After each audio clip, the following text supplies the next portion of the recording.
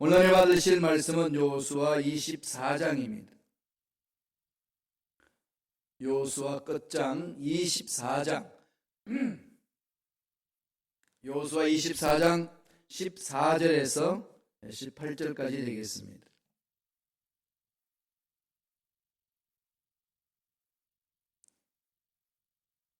여호수아 24장 14절로 18절까지의 말씀 한 목소리 합독하시겠습니다. 그러므로 이제는 야훼를 경외하며 온전함과 진실함으로 그를 섬기라. 너희의 조상들이 강 저쪽과 애굽에서 섬기던 신들을 치워버리고 야훼만 섬기라. 만일 야훼를 섬기는 것이 너희에게 좋지 않게 보이거든 너희 조상들이 강 저쪽에서 섬기던 신들이든지 또는 너희가 거주하는 땅에 있는 아모리 족속의 신들이든지 너희가 섬길 자를 오늘 택하라.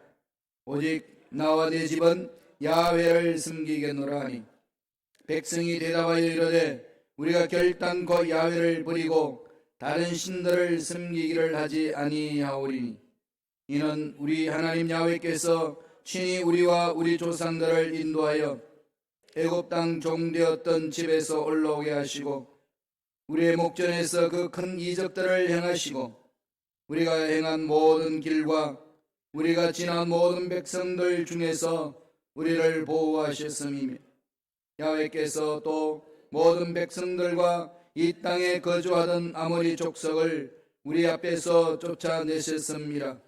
그러므로 우리도 야훼를 섬기리니 그는 우리 하나님이심이니이다 하니라. 아멘. 이 말씀으로 너희가 섬길 자를 오늘 택하라. 너희가 섬길 자를 오늘 택하라. 이 말씀으로 은혜를 나누겠습니다. 이것은 이스라엘 백성들에게 여호수아가 마지막으로 설교를 하면서 강조한 말씀입니다. 고별사죠. 여호수아가 늙어서 천국 가야 됩니다. 이건 자연 이치잖아요. 그것도 천국 가는 것도 아무나 가는 거 아니지만 우리는 반드시 이 육체의 삶을 마치고 다른 곳으로 가야 합니다. 그 다른 곳이 어디냐? 그건 이제 예수님을 믿느냐 안 믿느냐에 따라서 완전히 차이가 있습니다. 그럼 저와 여러분들은 예수를 믿었기 때문에 천국을 갑니다. 그런데 지금 그에 대한 확신이 있느냐는 거죠. 지금 내가 죽으면 당장 천국 갈 수 있다라는 확신. 이러면 마음속에 뭐가 막 꿈틀거리나요? 목사님 죽어봐야 알죠. 그러신가요? 예, 죽어봐야 그때 정확히 알 수 있죠. 그러나 죽기 전에도 정확히 알 수 있는 길을 하나님이 가르쳐 주셨습니다. 예수님이 나의 구세주라는 사실을 믿는 것. 그 말씀은 성경에서 1.1도 변함이 없이 약속하셨던 말씀이기 때문에 성경에서 기록한 말씀대로 믿는 거지요. 그게 근거입니다. 김 목사가 말했던 이 말로 가는 게 아니고 김 목사 한 말의 근거가 어디에 있을까요? 예, 제가 독일에서 박사학위 받은 논문 속에 기록이 있나요? 그거가 천국 못 가요. 그 기록은 어디에 있죠? 성경에. 1.1도 변함이 없이고 약속하신 하나님의 약속의 말씀에 기록되어 있는 것, 그게 근거하여서 말하는 그 말씀을 믿을 때 가는 거 아니겠어요? 그러니까 저와 여러분의 모든 근거는 말씀에 있습니다. 이 말씀에서 여호수아가 후손들에게 고별 설교를 합니다. 모세가 고별 설교했던 것처럼 여호수아도 똑같이 고별 설교를 합니다. 그러면서 여호수아 24장에는 지난날 삶을 쭉 돌아봐요. 우리가 애굽에서 탈출했다. 하나님이 세우신 모세를 통해서 애굽에서 탈출했고 40년간 광야 생활을 했는데 참으로 고생 많았다. 그런데 하나님이 약속대로 따라왔더니 마침내 하나님이 보호해 주시고 가나안 땅에 들어왔다. 이 말은 무슨 얘기일까요? 하나님 안에가 너무 크다는 거죠. 그리고 이제 살만하다는 겁니다. 그런데 여호수아가 이 고별 설교할 때 마음이 편하지 않아요. 앞날에 무슨 일이 일어날 것인지 40년의 광야 생활에 자기 동료들과 또 조상들이 행했던 모든 것들이 주마등처럼 머릿속에 지나갔던 겁니다. 우리의 후손들도 그렇지 않다는 보장을 어떻게 하느냐? 가나안 땅에 들어가게 되면 불모지 땅에 들어가는 것이 아니고 가나안 땅에 7 족속이 살고 있었습니다. 오랫동안 살고 있었어요. 그러면은 그 땅에 있는 사람들 없는 곳에 하나님 인도해 주시면 얼마나 좋겠어요. 그 살고 있는 사람 쫓아내고 가라는 겁니다. 아니 하나님이 이렇게 얄궂게 왜 잘 사는 사람들 쫓아내라고 그러냐고. 별 생각을 다 하지 않겠어요? 지금도 그렇게 생각하는 사람 많습니다. 하나님 무지막지하다. 왜 전쟁을 좋아하냐? 왜 잘 사는 사람을 쫓아내라고 그러냐? 그런 의문이 생기잖아요. 왜 그랬을까요 정말? 하나님의 관심이 어디에 있는 걸 말씀할까요? 이 세상 문화에 발전하고 문명이 발전하는 거 하나님의 뜻이고 하나님의 일을 이루고 하나님의 형상을 나타내는 모습입니다. 그런 게 궁극적 목적은 아닙니다. 그런 것 속에서 하나님의 위대하심을 드러내고 하나님을 믿고 하나님을 닮기 위하여서 우리에게 능력을 주시고 문화를 개발하게 하시고 발전하게 하신 거거든요. 그런데 지금 가나안 땅에 살고 있는 사람은 그 하나님을 인정하지 않습니다. 하나님이 창조한 피조물 세계 속에 자기들 것이에요. 하나님의 것인데 자기들 것이라고 주장하고 아무도 닿지 못하게 합니다. 하나님의 땅에 자기들이 주인이에요. 하나님 보시기에 어떤 인간들이죠? 이건 이미 지옥 간 인간들입니다. 그 땅에 그들이 살아야 될 이유가 없습니다. 그래서 하나님 택한 백성들을 통하여서 하나님과 만난 사람들이 어떻게 살아야 되는지를 온 사람들에게 알리고 온 지구촌에 알리기 위해서 하나님 이스라엘 백성들을 부르셔서 그 일을 시키는 겁니다. 그래서 하나님 뜻이 드러나도록 하나님의 뜻을 저버리고 하나님을 멸시하고 하나님을 무시하고 말씀 듣지 않은 그 무리들을 다 제거하고 그 속에 하나님의 명령에 순종하는 주님의 일꾼들이 가서 땅을 차지하라는 겁니다. 그래서 전쟁치라는 겁니다. 그런데 사람이 가난하고 굶주리고 문제 있고 하면은 다 어디 가죠? 잘 모르시죠? 어디 가는지. 부르짖잖아요. 그리고 죽을 판이 생기면은 뭐 기도 가자, 뭐 금식하자, 기도하자 하지 않아도 지가 알아서 해요. 가끔 제가 이제 여의도에 있을 때 토요일 날 기도원에 가서 설교 준비하느라고 기도하러 있으면은 이 예배 때 코빼기 안 보이는 인간들이 보따리 싸고 기도 올라와 있는 사람들이 꽤 많아요. 묻습니다. 왜 왔냐고 물으면은요, 좀 죽을 판이라는 거예요. 이게 뭐 2달 뽑고 잠잘 수 있는 시간이 아니라는 겁니다. 그러니까 보따리 싸서 올라온 거죠. 누가 가라고 그래서 온 게 아니라 그냥 알아서 오는 겁니다. 문제 있으면 매달리는데 중요한 것은 그들이 배가 부르면 그걸 올라왔을까요? 안 옵니다. 다 그러죠. 목사 나 그런 줄 알아요. 내가 기도한 줄도 알고요. 내가 예배 드려야 되는 줄도 아는데요. 아시잖아요. 세상 일이 바빠요. 그럼 하나님 뭐라고 그러죠? 내가 그럼 안 바쁘게 해줄게. 다 정리해버리게 하잖아요. 그리고 다 정리해버리면 꼼짝달싹 못하는 거죠. 그죠? 그럼 매달리는 겁니다.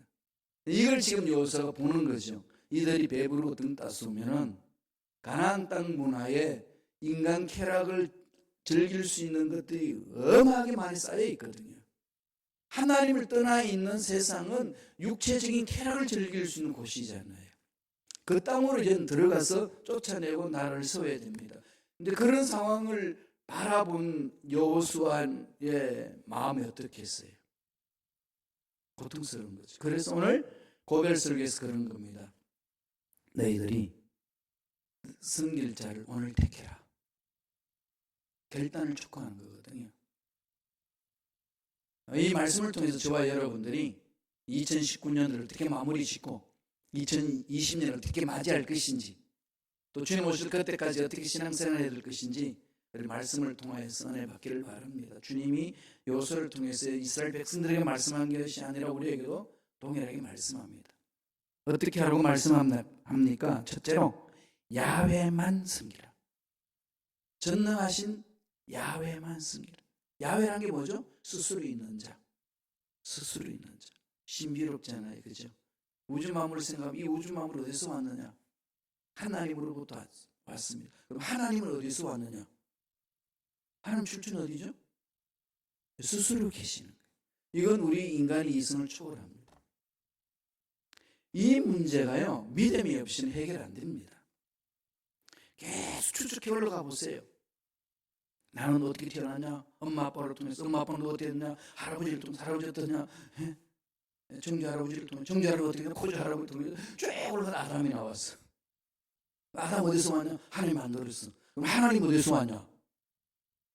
대답 없음. 세상은 몰라요. 우리는 모릅니다. 하나님이 계시해 주신 거예요. 나는 스스로 있는 자다. 하나님이 모세를 부를 때 그랬거든요. 당신 누굽니까 도대체? 그때 뭐라고 그러죠?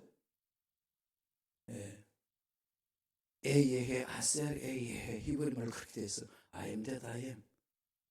나는 나야. 이게 무슨 말이죠? 나야. 나는 스스로 있는 자야. 여기서부터 출발하거든요. 스스로 있는 자. 이게 자연현상에서 보여지는 게 하나 있어요. 뭐죠? 태양. 태양은 스스로 열을 발합니다. 지구는 달은 태양의 열을 받아서 달빛을 보여주잖아요. 그러면 조금 가까우면 뭐 정말 달빛 둥글 밝은 달빛을 드러내잖아요. 그건 어디서 오죠? 태양빛이 있을 때 달빛을. 지구 땅의 열은 어디서 오죠? 태양이 비춰줄 때. 조그만 태양 가까우면 더 죽는다고 난리고요. 조그만 태양 막 떨어지면 추워 죽는다고 난리고. 그리고 우리는요, 태양과의 관계가 떨어지면은요, 못 살아요. 너무 가까이 가도 타 죽고, 너무 멀어도 얼어 죽고. 적당한 거리를 맞추잖아요. 그만큼 태양이 중요하죠. 그럼 태양은 어떻게 있느냐? 태양은 어디서 열을 받지요? 스스로 열을 받지요. 스스로 핵폭탄을 하잖아요. 스스로 자기의 열을 냅니다. 그래서 태양이 언제 식을까? 이게 지금 과학자들이 연구하잖아요. 언제 식을까? 그럼 지구는 망하는 거죠. 태양열이 식으면 지구는 망합니다. 우리는 에너지로 이루어지는 거거든요. 자연현상 속에서도 태양은 스스로 열을 내면서 이 우주, 이 태양계를 이렇게 이끕니다. 하나님 그렇게 만드셨잖아요. 하나님이 이 우주 만물을 만드시고, 그럼 그 하나님 어디서 왔느냐? 그 출처는 하나님 뭐라고 말씀하죠? 나는 스스로 있다. 그러므로 모든 생명의 근원 하나님께 있다는 거죠. 그러나 여호수아가 그것을 이스라엘 백성들이 강조합니다. 아무리 가나안 땅이 문명이 좋고 살만해도 흔들리지 말라. 이건 오늘 이 땅에 사는 저와 여러분도 동일합니다. 이건 다 없어질 것들이죠. 없어지지 아니하고 스스로 계신 분 집중하라는 겁니다. 오늘 말씀에서 강조합니다. 14절에 있어요. 24장 14절 다 같이 읽겠습니다. 그러므로 이제는 야훼를 경외하며 온전함과 진실함으로 그를 섬기라. 너희 조상들이 강 저쪽과 애굽에서 섬기던 신들을 치워버리고 야훼만 섬기라. 어디서 와서 왜 삶이 어디로 가는지 알지 못해서 세상 문명 문화 속에서 끌려다녔던 그 삶 정리하고 모든 것의 근본 대신 야훼 하나님만을 집중하라. 네 생각 내려놓고 2019년도 매듭을 지으려면 어떻게 되죠? 끊으셔야 돼요. 그죠? 정리하고 내 방법, 내 계획 정리하고 새로운 길을 열어가는 거죠. 우리 인생의 모든 문제 답은 누가 가지고 계시죠? 너무 잘하시잖아요. 정말 대답은 너무 잘해요. 그런데 문제만 있으면 어떻게 하죠? 내가 풀려고 몸부림치는 어리석이 많잖아요. 목사님 살아보니까 그게 아니더만요. 별 방법을 다 이야기를 합니다. 그런데 그 방법대로 되느냐는 거죠. 여러분, 운전사를 기용을 했어요. 여러분이 사장이에요. 사장이 운전사를 기용했는데 운전사가 운전만 했다 하면 나처하고 그러면 계속 그 운전사를 기용하고 쓰시겠어요? 어떻게 하시겠어요? 유아파야 당장 바꿔버리죠. 그러잖아요. 그럼 여러분의 인생을 자기가 주인이었어요. 그죠? 내가 주인이었는데 내가 주인은 내 인생 내가 이끌어왔는데 운전자가 그럼 여러분한테는 여러분 인생을 맡겨놨더니 여러분 인생 어떻던가요? 너무 행복해요. 그죠? 그런가요? 솔직히 자기 스스로 물어봐요. 내 인생 내가 주인이라고 해서 여기까지 왔는데 정말로 나는 행복하고 멋진 인생이었어 라고 결론 내릴 수 있는 사람 손 들어보세요. 퍼펙트하게 그렇다고 말 못하잖아요. 그죠? 그러면은 내가 주인에 대해서 운전사, 내 인생을 내가 운전자가 되어서 이끌었다는 요 모양 요 꼴이었다면은 그럼 어떻게 해야 되죠? 운전자를 바꿔야죠. 왜 안 바꾸시나요? 날마다 사고치는 운전자 데리고 살래요? 어떻게 바꿔야 되죠? 하나님으로 바꿔야 됩니다. 하나님이 주인입니다. 하나님이 내 인생을 이끌도록 바꾸어 나가는 거죠. 그것을 예수를 믿고 난 이후의 신앙의 성장 성숙이라고 말합니다. 하나님이 주인이십니다. 그래서 사도 바울이 갈라디아서 2장 20절에 그 말씀을 하잖아요. 나는 그리스도로 십자가에 못 박혀 죽었다. 이제는 내가 산 것이 아니고 내 안에 예수 그리스도께서 사신다. 네. 그리고 예수님 주인이에요. 그런데도 주인을 자꾸 밀어내고 그냥 지가 주인 되려고 그러잖아요. 이런 것들을 우리는 늘 영적으로 싸워야 합니다. 하나님이 가나안 땅 들어가면 비옥한 땅 속에서 참 멋지게 하나님으로부터 복받을 것을 말씀해 주셨거든요. 신명기에서 약속해 주셨잖아요. 그 신명기에서 약속해 주신 것 한번 더 묵상해 보실까요? 신명기 6장이 있습니다. 신명기 6장 11절에서 13절에 세 절 천천히 묵상하면서 이렇게 씁니다. 내가 채우지 않은 아름다운 물건이 가득한 집을 얻게 하시며 내가 파지 아니한 우물을 차지하게 하시며 내가 심지 아니한 포도원과 감람나무를 차지하게 하사 내게 배불리 먹게 하실 때에 너는 조심하여 너를 애굽 땅 종되었던 집에서 인도하여 내신 야훼를 잊지 말고 내 하나님 야훼를 경외하며 그를 섬기며 그의 이름으로 맹세할 것이니라. 이미 신명기에서 모세를 통해서 하나님 주신 말씀이 선포된 거죠. 반드시 하나님과 함께하면 배부르게 된다. 하나님과 함께하려면 인생 문제 풀어진다. 정말로 그냥 철벽 같았는데 하나님과 함께하게 되면 종이쪽자처럼 그냥 뚫려버린다. 이런 일이 일어날 거다. 지금은 눈에 안 보이지만은 지금은 손에 안 잡히고 허우적거리긴 있지만은 하나님과의 만남이 있고 하나님의 때가 되면 그건 그냥 휴지쪽처럼 없애버릴 거다. 약속하셨습니다. 그런데 사람은 어디에 약하죠? 물질에 약합니다. 돈이면 다 되는 이 세상은 더 그렇습니다. 물질에 강한 사람은 한 사람도 못 봤어요. 물질에 다 약해요. 하나님을 섬기라, 물질을 섬기라. 대답은 하나님 외치는데 물질 앞에 가게 되면 주여 요번만 그래가지고 이때까지 왔어요. 언제까지 그러실 건데요? 숨골을 닦을 때까지 그러시겠어요? 아니잖아요. 신앙생활 하다가요 상처받고 고통나고 어려움이 있을 수 있어요. 그때는요 탁 차버려야 됩니다. 그죠? 차버려야 됩니다. 믿음을 뚫고 가는 거죠. 경제 수준이 높으면 높을수록 신앙의 열정이 식습니다. 그게 사람이에요. 은행에 돈이 두둑하고 노후 대책이 잘 돼 있고 그 다음에 그 돈이 내 호주머니에 두둑하면은 하나님에 매달리는 것이 강할까요? 강하는 사람도 있어요. 그런데 대부분이 강하지 않습니다. 대부분이. 그죠? 그럼요. 등 따숩고 배 부르면은 조금만 추면은 춥다고 안 오고 비 오는다고 안 오고. 그죠? 이렇게 뭔가 이렇게 마음이 이렇게 좀 끓고 그러면은 막 감기 기운 올 것 같아. 그럼 감기 올려나 보다 감기 옷이 없어서 그리고 몸져 누워요. 이러면서 이렇게 영적으로 강하게 못 나가는 거죠. 그리고 가나안 땅에는 그 당시에 바알 신을 섬기는 이방 신당이 많잖아요. 농경 문화에는 이 다산 신을 섬깁니다. 풍요의 신. 그게 바알이거든요. 그게 그 옆에 레바논 통해 가지고 있었던 그 문화입니다. 거기는요 신전에는 여사제가 섬깁니다. 여사제가 제사를 드리면서 섬기거든요. 근데 그들이 논리가 뭔가 하면은 하늘에 있는 신을 기쁘게 해줘야 된다. 하늘에 있는 신을 기쁘게 하면은 기쁨이 있어가지고 태양도 주고 비도 주고 바람도 불어서 그냥 풍요롭게 이 땅에 곡식을 얻을 수 있어서 행복한 삶을 살 수 있다. 그래, 그들도 알아요. 하늘에서부터 복이 내려와야 복받는다는 걸 알았습니다. 그러면 하늘의 신, 무슨 신인지 모르지만은 풍요의 신을 기쁘게 하려면 어떻게 하느냐? 제단에 있는 여사제들과 성적으로 쾌락을 즐겨야 된다는 거예요. 그러면은 여기 이 땅에서 그 여사제들과 쾌락을 즐기면은 그 육체적인 쾌락으로 인하여서 하늘에 있는 이방신들이 즐거워하셔서 비를 주시고 햇볕을 주신다. 이걸 믿는 게 이방신당에서 행했던 짓입니다. 그게 행음을 한다는 거죠.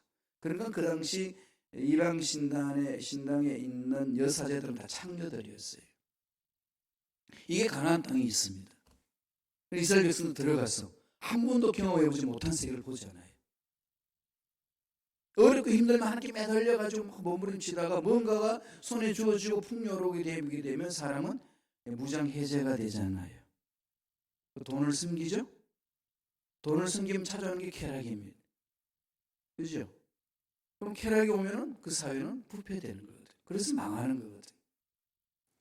이 부분들을 정확하게 여호수아가 보았기 때문에 그 부분에 경각심을 갖게 하고 야훼만 섬기라. 그럽니다. 주님도 그 말씀을 하시잖아요. 오늘날도 동일한 거예요. 마태복음 6장 24절 보세요. 다 같이 읽어볼까요? 한 목소리로 마태복음 6장 24절입니다. 한 사람이 두 주인을 섬기지 못할 것이니 너희가 하나님과 재물을 겸하여 섬기지 못하. 동등하게 두면 안 되는 거죠. 기울여야 되는 거죠. 그럼요. 기울여야 됩니다. 하나님이 주인이고 돈은 따라가게 해야 됩니다.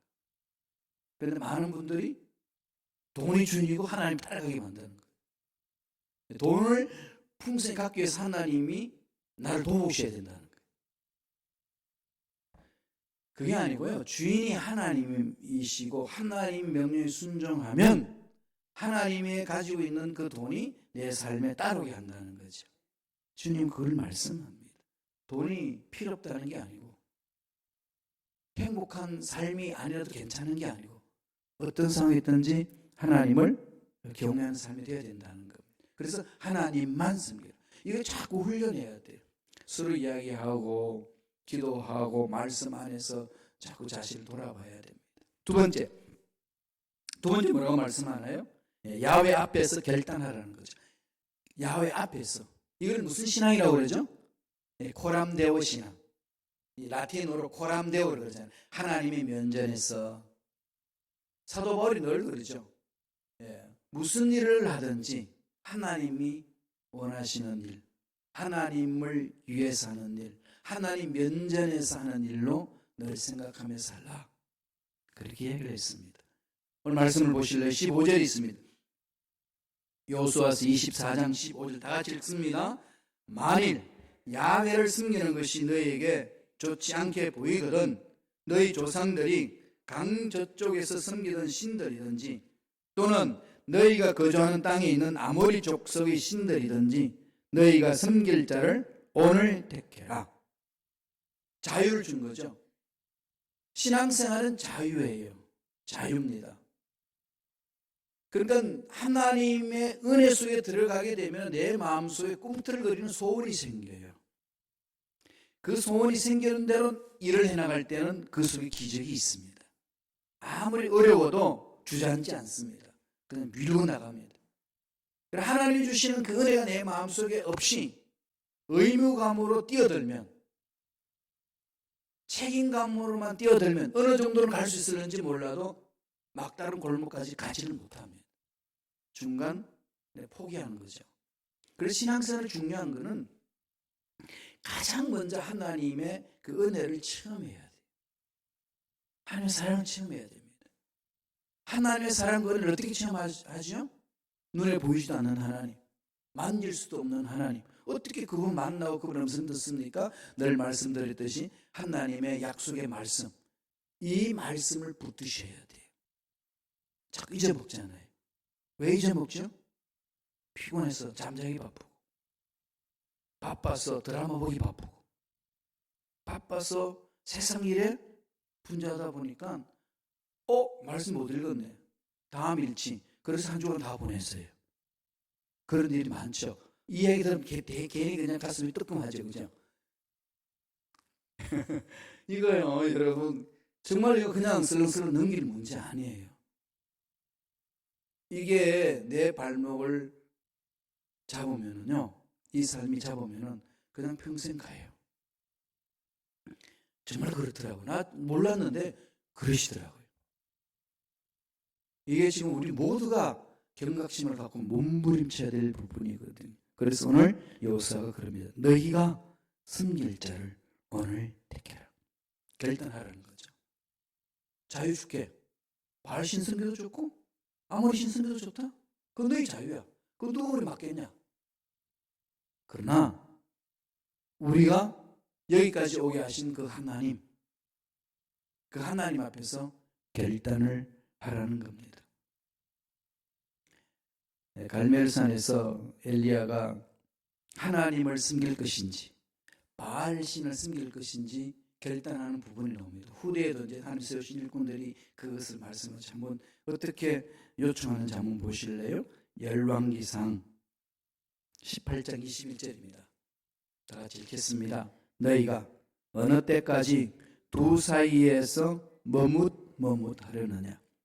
야훼가 만일 하나님이면 그를 쫓고 바알이 만일 하나님이면 그를 쫓을지니라 하니 백성이 한 말도 대답하지 아니하는지. 왜 대답을 못했을까요? 뜨끔한 거죠. 이게 바알은 뭔가 풍요거든요. 만문이점이잖아요. 오늘 말은 돈이에요. 돈 많은 것을 쫓아갈 거냐? 아니면 하나님 따를 것이냐? 이게 선택하기 어려운 겁니다. 부자 청년이 주님 앞에 왔을 때도 그랬어요. 주님, 제가 주님의 뒤를 따르고 싶습니다. 그렇게 하면 다 지켰습니다. 이제 어떻게 해야 됩니까? 그랬더니 재산 너 팔아가지고 좀 나눠주라. 그랬더니 부자 청년은 어떻게 하죠? 내 인생 창창한데 꼭 내가 숨겨놓은 돈은 어딘지 어떻게 알았는지 왜 이렇게 콕 찌르냐 이러면서 뒤돌아가잖아요. 이게 사람 마음이에요. 부자 청년만의 문제가 아니고 이스라엘 백성들의 문제가 아니고 오늘 저와 여러분들의 동일합니다. 정말 내가 하나님 앞에 쓰고 있느냐 이거거든. 언제까지 어느 때까지 두 사이에 서서 머뭇하려느냐.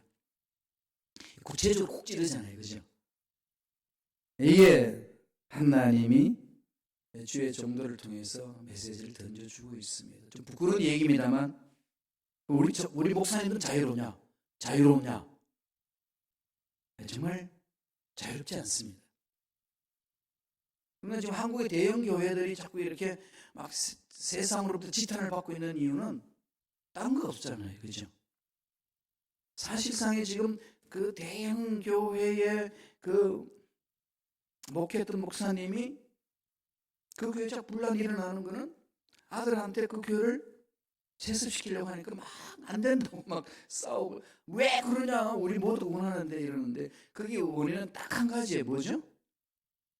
만약에 세상에서 정말로 가난한 목사님이 시골에 끼니도 잘 해결하신 목사님이 주님의 일을 위해서 헌신해왔다가 은퇴하셨어요. 은퇴하시면서 이 교회 내 아들이 맡아서 하면 좋겠습니다. 끼니도 잘 못 먹고 힘들고 이런 이 교회 맡아서 하면 좋겠습니다. 그러면은 성도들이 뭐라고 그러겠어요?